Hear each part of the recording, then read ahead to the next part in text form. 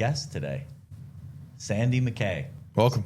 Hey guys, thanks. So you are our second guest. Sorry you No, weren't I'm the not first. number one. I know. I know. I have to be honest with you. Yeah. So, Sandy, you're the owner of Found Spaces, correct? Found Spaces Realtor Group and Property Management. Okay, so let's dive a little bit into both. Maybe you can just give us a background on. Let's talk about you first before the businesses. So, what got you into real estate? A little bit about you. Sure. I mean, this is we were talking before. It's not my first podcast, because I've been running podcasts since 2014. Probably one of the things that really got me into real estate was learning through podcasts and other platforms. On back then, YouTube was it was popular, but it wasn't as popular as it is now. Podcasts were few and far between, especially Canadian. Yeah, you were the OGs. Yeah, so we were just getting in. We started investing in real estate in 2011, and in those first few years, we were just kind of dabbling. Bought our first rental property in Oshawa, $267,000, 2011. The Power sale, Nice. duplex, and it's one of the smartest things that I say I did, because we bought a rental property, not a personal property. Yep. Which I would do all over again. Either that, or I would house hack and live in one of the units. We had the luxury of living with our parents at the time, so we didn't actually need to go move into it. Also a smart move right now for young buyers, if they're able to do that. And then those first few years, we were wholesaling real estate, so we were looking for distressed properties, finding ways to find undervalued opportunities, and motivated sellers. And that led us, we were going to all the real estate meetup events and clubs. There was plenty of them back then. Yeah. There wasn't as much online content, so everyone had to go out and find people, which was great, because you network and learn and grow your power teams. And somewhere in there, I said, my podcast partner and I, Rob, we were like, we were talking like every day about different things, strategies and all this. We're like, let's just start recording some of this, throwing it out there, making some Canadian content. So we had that show, and we started that in 2014. We ran that for 10 years. Wow. And so it's only been a couple of years since we haven't been doing the podcasts. And over that time, built up a few different businesses, real estate, investment portfolio. We moved to Hamilton during that time, so we kind of stopped focusing on Oshawa and east part of Toronto, moved over to the west side, Hamilton primarily, and bought a bunch of properties in Hamilton.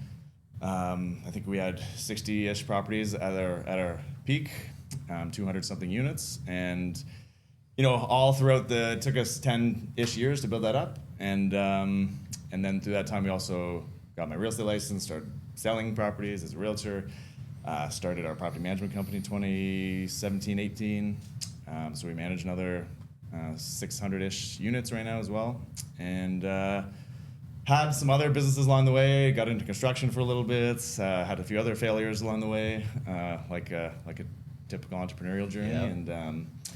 and just been, feeling out the markets and exploring. I'm really grateful at this point. I've kind of seen the big come up of the market and then the drop back, and learned a lot of good lessons in that. So. Isn't that wild? When we're meeting with clients that have been doing this for such a long time, and they are all the ones that are getting excited, getting involved. They're way more active now, and the more entry level or newer people are all pulling back. And it's so obvious to say that, but now you actually see it happening, right? Market's totally different. Yeah. A lot of my peers and myself included to an extent took some hits in the last few years. Thankfully we started long ago that we had some properties that just naturally appreciated, and we were in an okay spot. I feel for some of the people who were getting in 2019 and 20 and really just having big dreams and going after it, and realizing that probably over leveraged and maybe did one too many for properties, which has always been our model. Was I'm sure your audience knows what a burr is. So we did that for 10 years, and thankfully kind of slowed down actually around 2021, like right before the market started going backwards. So we learned a lot of lessons through that, and it's something we mentioned to talk about too was condos, which is one thing I never, still to the day, have bought a pre-construction condo. I was always kind of uneasy about that because of the lack of control of what could happen in that market. It's very much speculation approach. I haven't either. Have you bought in a pre-construction condo? Oh, I had a deposit down on one. Did you? Yeah. Didn't, and then I backed out in that cooling off period, Yeah, whenever yeah, it is, yeah. right? Yeah. 30 day or whatever just life circumstances changed a little bit. I ended up, this was when I was going to move to Toronto, and then I ended up staying in Burlington, found a place there. So I canceled that contract, but I you had know, I had a pre-construction. It wasn't a condo. It was a townhome, but it was my brother and I with intentions to actually live there. And then talking life circumstances, something changed on his end, so he couldn't do it. And this was like, market's going like this. Yeah. So we contact the builder, and he's like, "Yeah, I'll tell you what, I'll give you 10 grand, and you guys just walk away." And at the time, I'm like, "Oh my god, 10 grand! Like this is the best thing ever." And then looking back now, and I'm like, "Oof." he made 200 off If of that. only yeah. I knew, So, Yeah. but we had intentions to live there, right? So the pre-construction, when It's- you're buying 10 of them, is It's difficult. interesting, right? Like Dave and I talk about this all the time, but it's like hindsight, right? If we were talking about, you mentioned the kind of the OG investors, Yeah. right? Like back in the 70s, 80s, 90s, like these guys have been through these cycles, right? They've seen it, and they all say the same thing, right? They're all, they don't want to over leverage their buildings, right? And young Jake, when I got into the industry, I'm sitting there with these guys, and I'm going, "What do you mean CMHC financing? Yeah, I'll get you yeah. 95%. How do you not Maximum, want that?" Right? And they're saying 65, 50% LTV. That's my max, right? We've seen what happens. It's going to happen again, and You know what's funny? now we're Like here. how many times in real estate do you hear Warren Buffett's quote, "Fearful when others are greedy, and greedy when others are fearful"? And it's like easy to say, or is the other one is it's simple, not easy. And as you watch this sort of unfold, it's like all of the people that have been through the cycles, like you said, the educations you got, the mistakes you've made, and now, we were chatting offline. Hope you don't mind talking about it. Like now you're getting even more involved. You're getting more active on several parts of the business, right? No, I mean in the last, since the 70s, 80s, let's say, there's been really 3 periods of a down cycle. Right? It's been 80s, 90s, early 80s, 90s, which is pretty long run, like 8 years of a down market. There was 08, 09, which was short little blip, like less than a year for Canadians at least. But those 2 blips were like, I think if you adjust for inflation stuff, 8, 9, 10% maybe in that range of a hit. This is like a 30% hit. We're almost in 4 years now of it, so who knows? We might have an 8-year cycle here. Who knows how long it's gonna last? But this is for Canada wide. This is the biggest hit ever since the markets have been tracked. Right? What was the 08 hit in the States? Was that 10 or Probably that was bigger than probably 10? bigger. Yeah, okay, probably because that bigger. was pretty rough. I remember watching that go down. This is a tough period right now. Like this is going to be a period where we look back in 10, 5, 20 years, and we're going to think of all the great lessons we learned and why we're going to look forward to the next cycle like this, because we're going to be able to take advantage of it better than we probably did for this one. But I think the big thing in there is patience, right? A lot of those guys that started in the 70s, 80s, they're not making split decisions off of like a little market update or an interest rate hike or a drop. Like they're not making those probably silly decisions that younger investors are making because we're looking for quick hits of gratification, right? And Well, and we're seeing that, right? Like the guys that over the last 5 years when things are going, rampant, right? I couldn't get a hold of them. They wouldn't answer my call. Completely, yep. They were somewhere, right? And then now all of these seasoned investors are now coming back to the market, going, okay, now it's opportunity. To Dave's point, right? To Warren Buffett's point, I should say. Yep. I'm going to start using that. Dave made that up. Yeah. But no, it's a really interesting time in the market, and I think just for some background, Sandy's here today because we wanted to talk a little bit about residential real estate. How does that look, right? So I do want to actually ask for a residential market update. In your opinion, what are you seeing? What's happening? I'm sure it's not that far off from the commercial side of things, but I know our viewers, many times when we've had calls with them, have asked about residential questions as well, and that's not our field. So we thought let's broaden this conversation. Yeah, I'm excited to talk about that. There's lots of opportunity, right? And I tell this to our realtor teams all the time. Like, you'll go around town and you'll hear someone always asking how's the market, and you'll hear a realtor usually get that question. And the typical realtor response right now, I hear this just in the gym or in a restaurant or something. I overhear a conversation, and generally the person that's in the real estate world is saying, "Oh, it's a disaster. It's so tough. Right. It's like everyone's getting crushed and people are losing their shirts." Well, true, but at the same time, it's an incredible opportunity for someone who is willing to be greedy when others are fearful, because everyone's fearful in the residential market as well right now.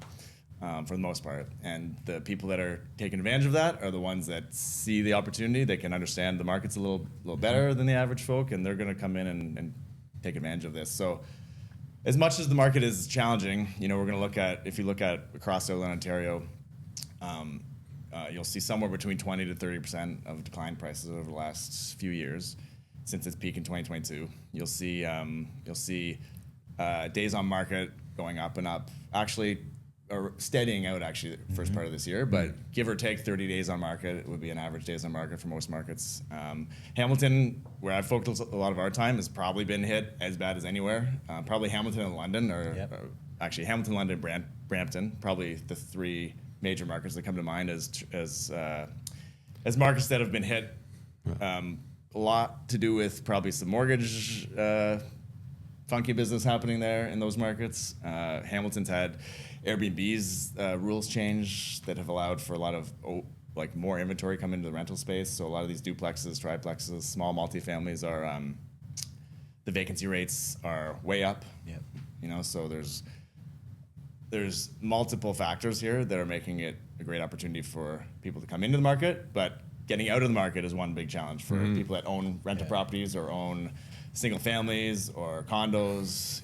That's where I think a lot of people are struggling right now, is how the heck do they creatively or find their way out of that, because they probably bought at a peak and they lost some money in the last few years.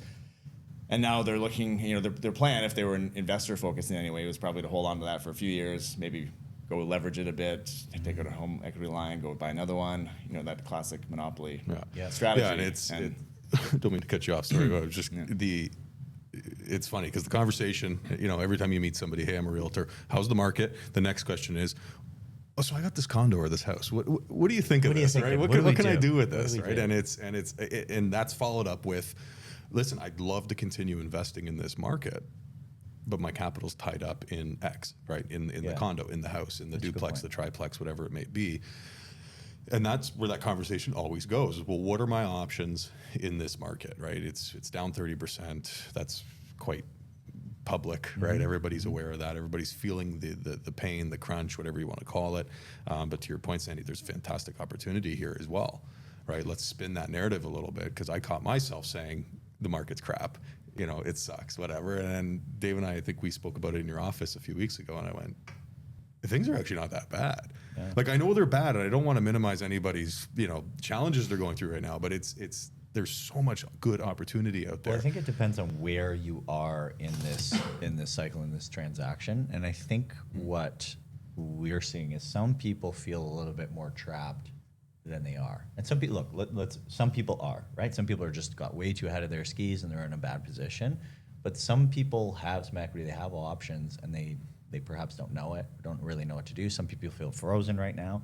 So maybe you can shed some light, and hopefully I'm putting you on the spot here. But that's why it's called the hot seat, Dave. Yeah. Start throwing the tough ones at them. Come on. But for those people, what options do they have? Like, how can we sort of support those people that are in the spot? There's probably two answers to that. One is that there's a kind of just pick your lesser of two evils approach and go about the standard way of either take a big hit on a sale and go reposition that money into something better. Mm-hmm. Maybe that works for some people, maybe not. It doesn't sound attractive, but that's one approach. Sit around and wait for the market to come back and just suffer through the X amount of months you need to do that. You're probably taking a hit on cash flow month to month. If it's a rental property, you're probably taking a hit. If you own the place and living it yourself, you're paying your costs there, and you just got to live with that for a bit. That's the not exciting version, but it's maybe a reality for some people that aren't willing to do this. The second version, which is getting a lot more creative and coming up with some solutions, which generally, I think about my experience in real estate, and a lot of people I know that are investor savvy. At this point, they're savvy. Maybe they weren't at the start, but they just found a way, So they got super creative at the beginning. I didn't have any money when we bought our first property. First property we bought it for 5% down. The 5% money that we got was from a wholesale deal that we did that took us 6, 7, 8 months to come across. We made 25 grand on the wholesale deal, parlayed that money into a 5% down payment, spent another 10 grand on credit cards doing the work myself. I'm the worst tradesperson ever, but we did some of the work myself there and buying a decent deal at the time. We had no money to do any of that, right? So we found a way to get creative. I think there are a lot of ways to get creative in this market. and it will take some work. It will take some support of your team around you. You know, you got to have some creative and good connected realtors, mortgage brokers, contractors, lawyers, accountants, all those different pieces that help you through that probably. Mortgage broker, realtor are usually the starting points for that, because they're usually going to help you with all the other ones. But you know, I forget the numbers on this, but there's an insane amount of baby boomers for the most part who own properties with zero mortgage on them. There's really good tools out there like reverse mortgages right now that most people don't even know about, that many people are using some version of banking mom and dad to get into their first property. There's some advantages to that for the mom and dad part, actually, if you play it right. And there are ways that maybe you can leverage some of that, or leverage either their ability to get credit or their equity that they have in those properties. Leverage that into opportunities for both parties in that scenario to go buy some better performing assets, maybe exit your current underperforming asset, get into something better. I think what people need to learn through, if they bought a property like that that's underperforming, is they were probably of the mindset of this monopoly game just to get bigger houses and bigger properties. They probably weren't looking at it as a way to get more and more income. You know, the real game is getting more income, scaling up your income, not scaling up your property size necessarily. Usually those go hand in hand, but a condo that produces no income, or under like your mortgage value or your mortgage cost month to month are $3,000 and you're only getting $2,000 in rent. Yes. Doesn't make any sense. You're not getting any profit, obviously. Your income's only $2,000. If you could probably go buy the same asset right now for a similar price, where you're getting a duplex and two units, bringing in $3,500, $4,000, making some profit. That's the part you want to scale, right? You want to scale that income and that profit. Yes. It's not about the property itself. It's about the income and profit. Just like any other business, you're going to go for the income. 100%. We have these conversations a lot where someone will look at, a duplex, for example, and I don't know what's a duplex in Hamilton these days. Right? Maybe 600, maybe 600. 550. So let's say 600, because I like simple math. So it's 300,000 a door, and then you sort of scale up into the multifamily side. You're nowhere near that. Like 300 would be a new construction. Yeah. So we'd be 160-ish, give or take, in Hamilton. I'm really rough math, but the idea is like a 2-bedroom unit in a duplex or a 2-bedroom unit in a 6-unit building are going to produce the same amount of income. So we're going to generate a substantial more amount of cash flow, to your point, when we chase down some of the larger assets. We're just going to take a quick break. We'll be right back.